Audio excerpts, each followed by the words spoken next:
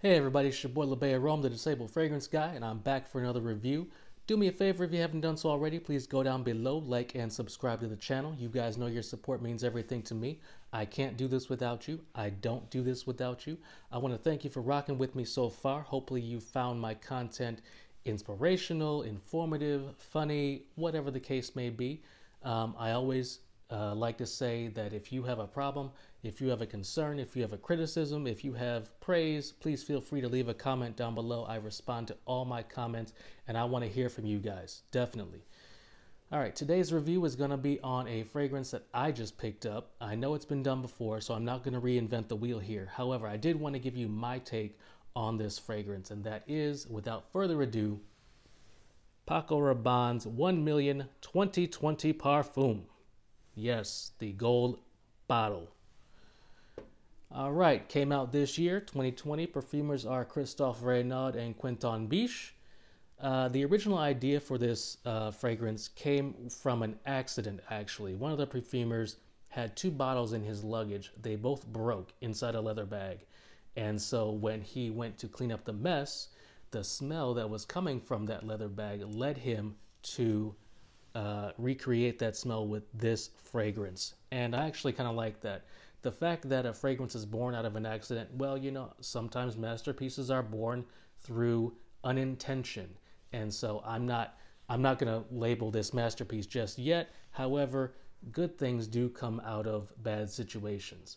The notes for 1 Million Parfum: solar notes, pine, tuberose, ambergris, cashmeran, and leather and mannoy oil.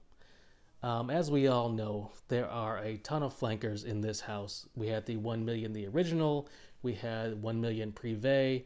We had 1 Million Lucky, which I did like that one. And now we had also 1 Million Absolutely Gold, the limited edition. Didn't really get that. I didn't see a need for it. And now we have 1 Million Parfum.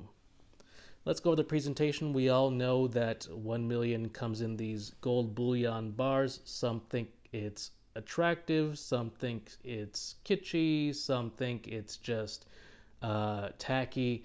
I actually happen to like the presentation, especially with this because it has these solar note, and I admit I don't exactly know what solar notes are. However, they are represented in this embellishment on the front of the bottle. This is a 100 ml bottle.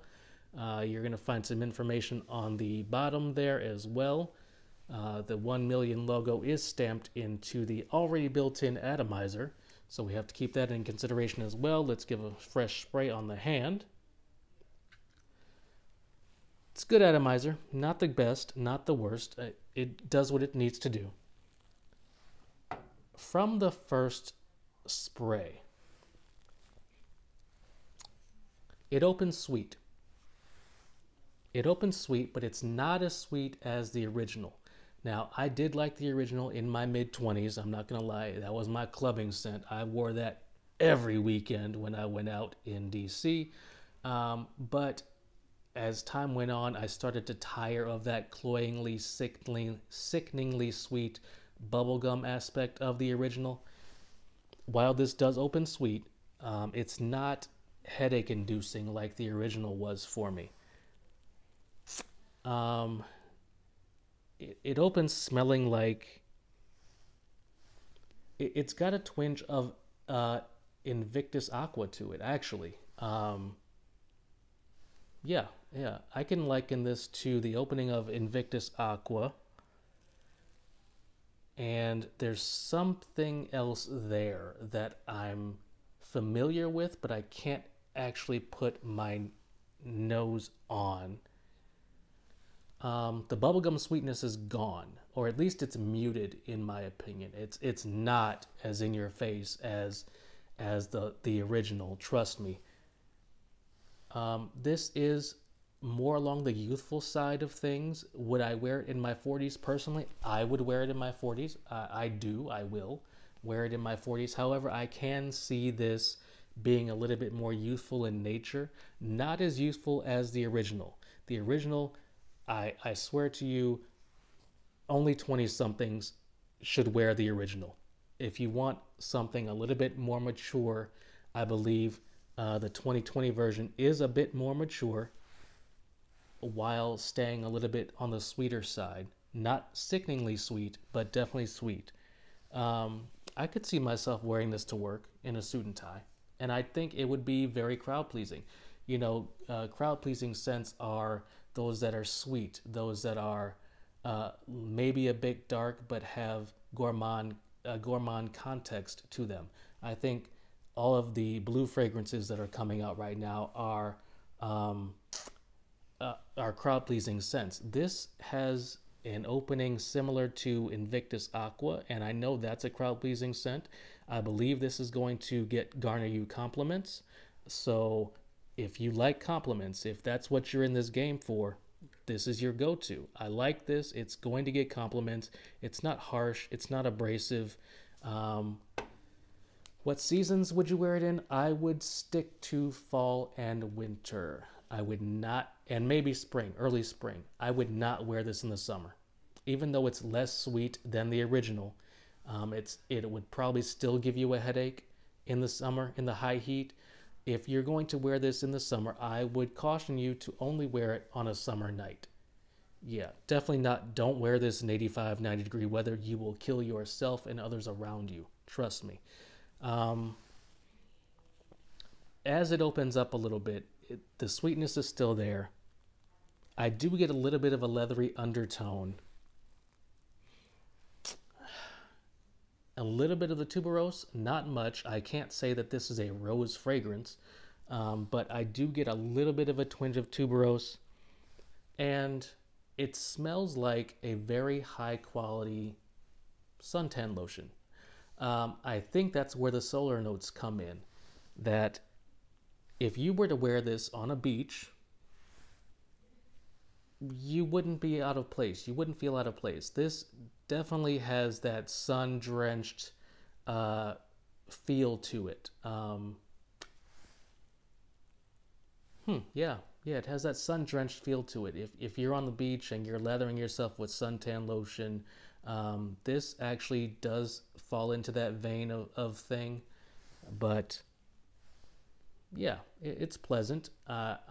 Like I said, don't wear it in the summer heat, even though it smells similar to suntan lotion with those solar notes. Don't wear this in the high heat. You will kill people around you and yourself as well. Performance on my skin, 9 hours plus. 9 hours. At the 8-hour mark, it's still detectable. It's pushing a little less. I got to dig my nose in a little bit further to my skin to take advantage of the smell. However, it does last a full workday. You won't be mad with the performance. This 100 ml bottle, this is a 100 ml bottle. I picked it up, $100. The price is there. The price is there. The price is right. $1 a mil. You can't really beat that. So is this a safe blind buy? I'd say yes. I'd say yes. In my opinion, you would not go wrong with buying this if you have never smelled it before. If you are familiar with the 1 million line, you kind of already get the idea as to where this is going. Now, it's not the original. If you're looking for that bubblegum sweetness, if you absolutely adore that, you're not going to find it in this 2020 version. I'm sorry to say. They did change it up a little bit. However, you will still find sweetness that is pleasing. So if you're in it for the original, don't buy this. Buy the original. This is not that. This is its own fragrance. It is youthful. It will attract compliments. This is not groundbreaking. However, it is a good, solid release. Whereas some releases from the 1 million line were not as solid, I do believe this to be a good, solid release. I will back it. I will say that you should at least try it. If you don't want to buy, I wouldn't. For me, it was a blind buy. I cannot say for you. However, if you do want to get your nose on this, I do suggest getting a sample. And if you like that, definitely get yourself a bottle. This is 100 ml. They also have a 50 ml bottle. But I have no complaints. I have no complaints about the fragrance. I will be rocking it this fall, this winter. I'm sure I will get compliments, as you will too if you discover it. Guys, thank you so much for tuning in. I definitely appreciate you. I love you guys. Stay tuned for my next video. It's coming soon. Check you next time.